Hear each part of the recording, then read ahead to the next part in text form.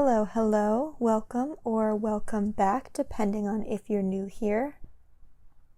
One of my cousins took this super cool photo of a sunset out in California and sent it to me because she thought that it might be a fun one to paint. And I immediately saw it and was like, absolutely, yes, thank you. This is moody and beautiful, and it's not a color palette that I paint with often. I am so excited. So that's what we're doing today. Now, if you've done any painting with watercolors, you're probably aware that yellow and gray are a bit finicky to work with together.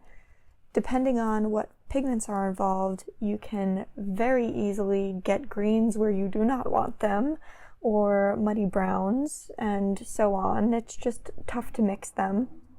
So this was going to be a bit of a challenge on that front, and I was excited to get into it. After some testing and mixing, I decided to go with only 3 colors for this piece: quinacridone gold, neutral tint, and new gamboge, and all of those are Daniel Smith.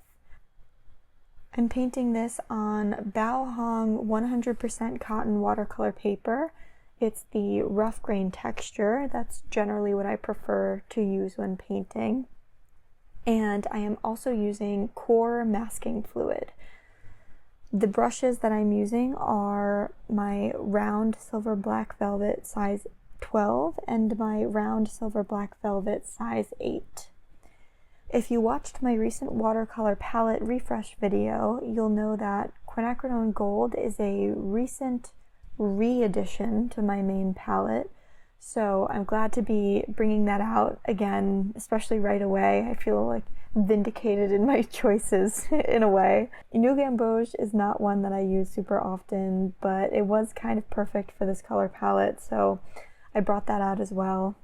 I don't use masking fluid often either. I generally find it very frustrating to use a lot of the times, but this felt like a good time to kind of practice with it, especially because I really wanted to keep that sun in the photo intact.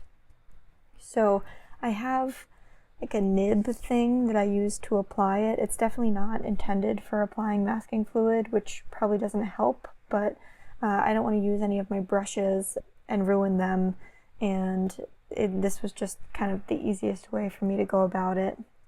I don't have any issues with the masking fluid itself, the core masking fluid. That's the only type that I've used, and I don't really have any issues with it ripping the paper, but when I am using it, for the most part, I'm using it with nicer paper that's less likely to rip anyway. In terms of my approach to this painting, I was really interested in the kind of buildup of the color on the paper. I wanted to play around with that, and I was really interested in keeping that pretty bright gold tone very strong. I was gonna try to avoid muddying that as much as possible. I think it was somewhat successful. Again, yellow is a little hard to mix with a gray or black. So I decided to start the painting off with a base layer, let that dry, and then go in with the masking fluid, as opposed to keeping the white of the paper. Then, after I built up a few layers, I figured I would take off the masking fluid and then go in and build up the kind of sky cloud effects afterwards and add some deeper effects in the water.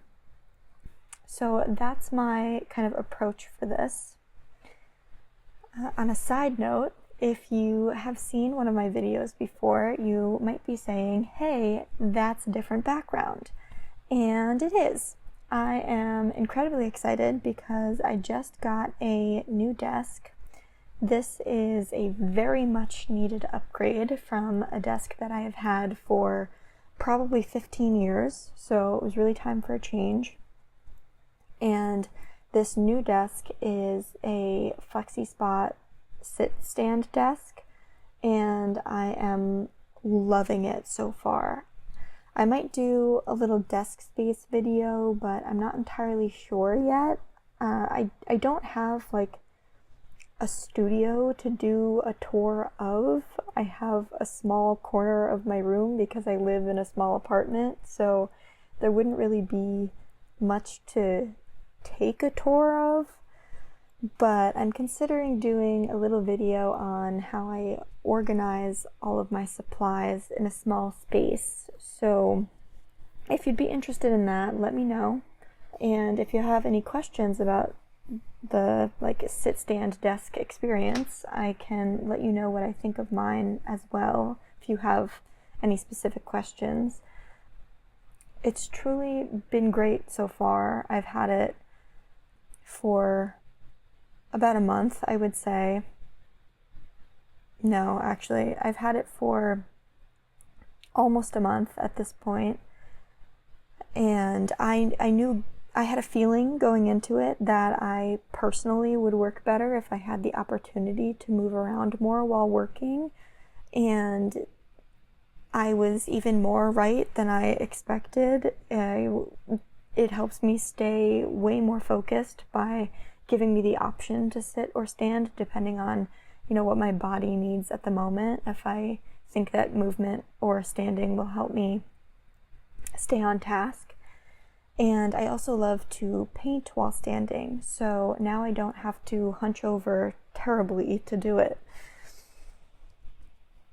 And I also love to paint while standing, so now I don't have to hunch over terribly in order to do it, which I'm sure my posture will thank me for later, not that it's not terrible already. Next up will be to get a better desk chair, which is actually even older than my old desk, but that's next, If you've stuck with me this far, I really appreciate you. If you enjoyed the video, please consider giving it a like and subscribing, as it really helps out the channel. Let me know in the comments where the best sunset you've ever seen was, and whether you like to paint sunsets as well. I'll also happily hear about any tips that you have for mixing gray and yellow, or any preferences in terms of colors in that process. And yeah, thanks for watching, and I'll see you in the next one.